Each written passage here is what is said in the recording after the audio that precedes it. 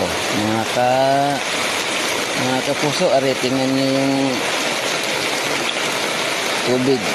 Ayaw nang dumaan sa kanal kasi marumi daw. Kaya dito na dumaan sa bahay.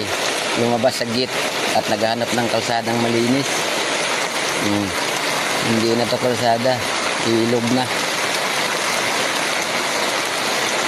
Lalim. Tapos wala pang tigil ang ulan. Ito yung sinasabi ko, nag-ulan ng maganda, bumaha ng pangit. Lalim, lubog na yung kutsi, sa baba.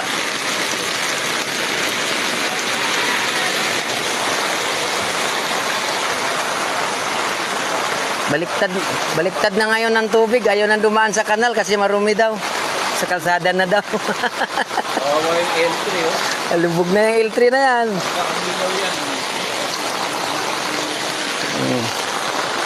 Tingnan nyo, mga kapuso.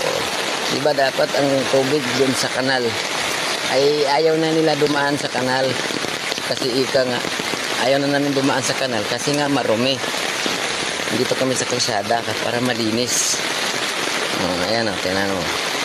Lumalabas ang tubig.